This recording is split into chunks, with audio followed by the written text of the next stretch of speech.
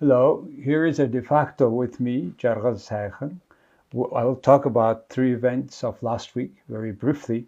That makes impact on life we Mongolians live. Today's topics are: what are the news from Parliament? Second topic: will USD reach 3,000 Tugrug soon? Third: problems around the land at the new airport.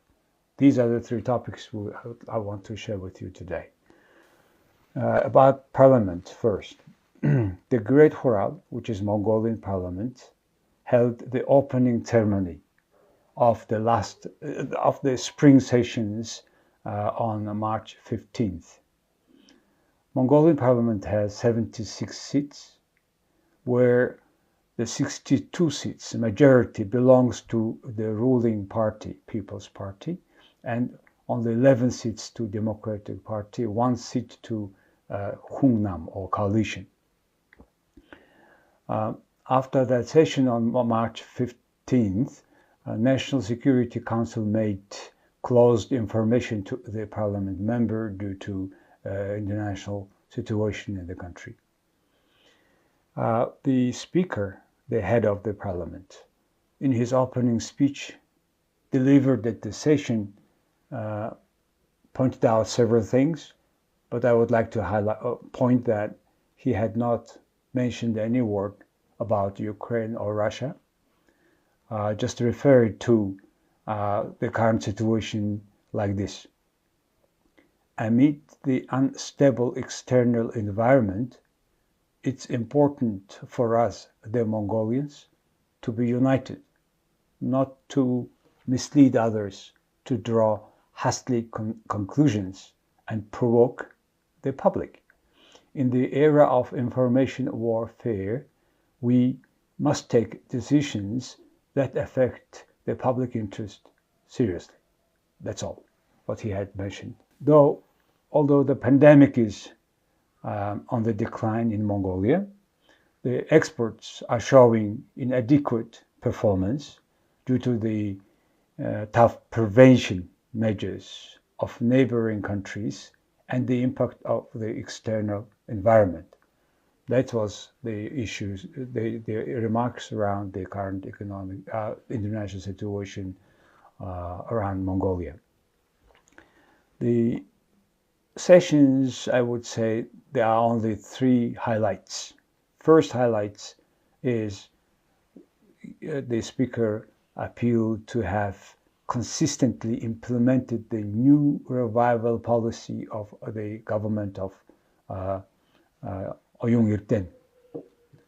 And according to preliminary result, 2021, the Mongolian economy will grow only by 1.4%, way less than the international economic institutions have been predicting.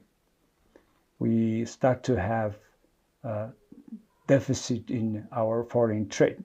In January alone, we had $340 million deficit. So, first point of the long speech was, first of all, about the revival of economic policy, in the economic revival. It's called new revival policy.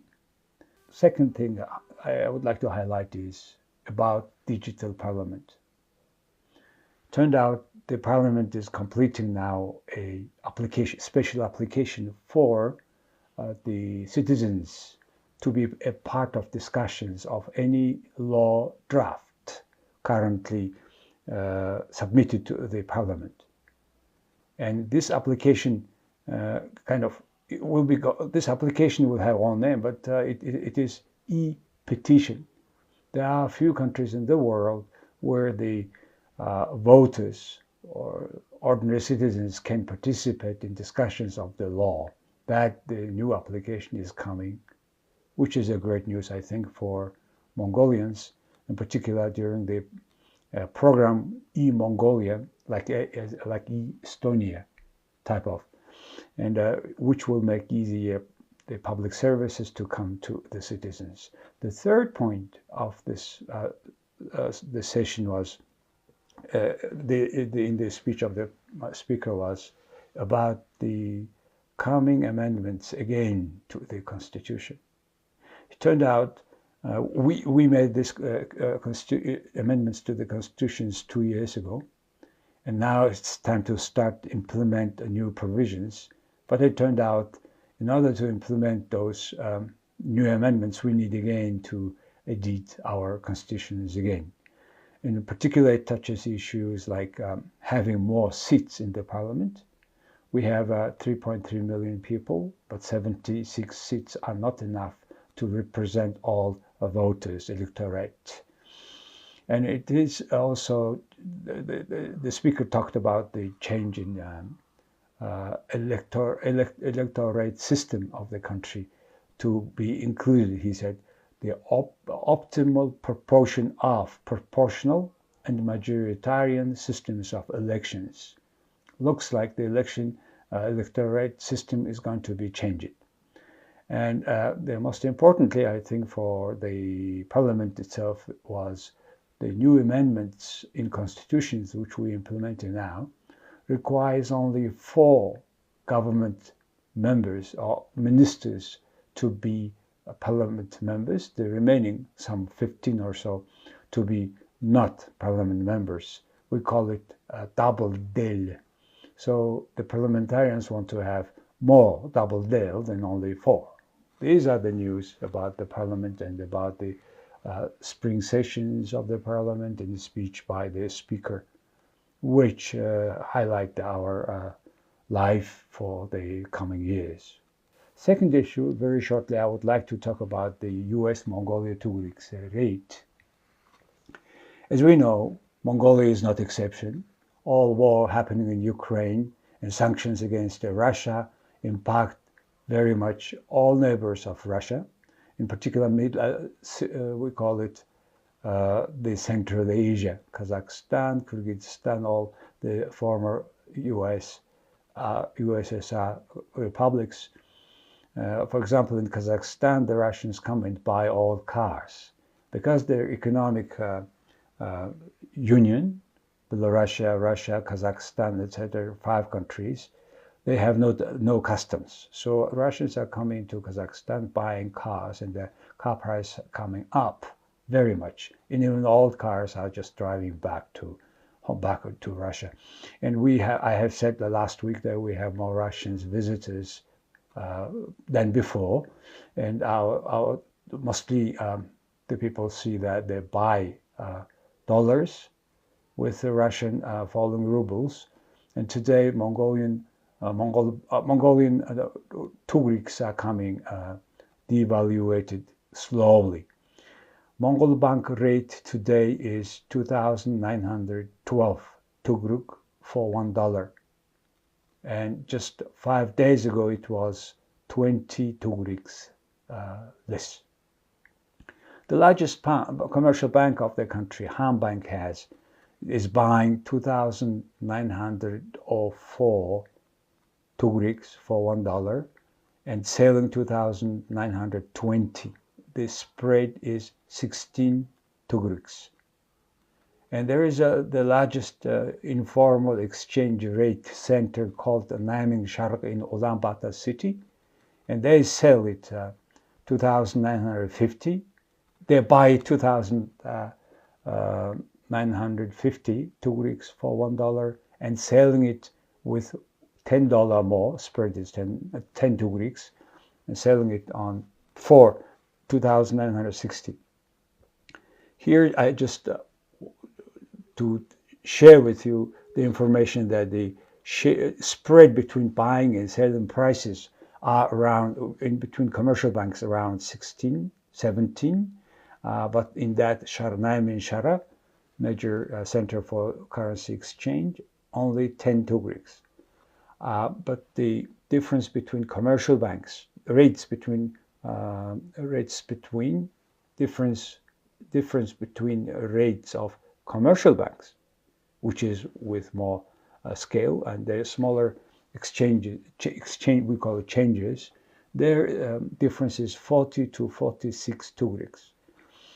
which shows that it's relatively becoming rare to, the dollar is becoming more rare, and that though the difference 10 shows that it's easily to buying and selling process easily, but however, people expect, banks and these people expect dollar go up, and that's why the dollar is not that easy to buy in Mongolia. Okay? The third issue I would like to share with you is around the land around new Ulaanbaatar International Airport, which is 60 minutes away, or 60 kilometers plus away from Ulaanbaatar city. Around that airport, or close to the airport, the authorities want to make a new city. It's called Aero City. And for that, they have reserved 31,000 hectares of land for special use, the government. But out of this 31,000, only 1,000 will be used for economic free zone, about which the parliament members have extended discussions last week. The problem was, for example, almost all land on the two sides of the highway to the Ulaanbaatar New International Airport and the land around the airport were already given permission or sold, not given permission to particular citizens and those who are close to politicians. For example, just one person got 500 hectares of land with 41 cases. These 41 pieces of land altogether make 500 hectares. And he is willingly to sell it back to the government, state in which the people find intolerable, impossible, because you cannot get just permission for the land and sell back to the state. So that shows how much now the Ulaanbaatar city and the Mongolian government have to free those lands or buy these lands from the people. It reminds me the case with Prime Minister Tanaka in Japan, where he was involved in the corruption of selling the land around the new airport there. So hopefully it is another obstacle showing our corruption level, and hopefully the current government will solve the issue faster.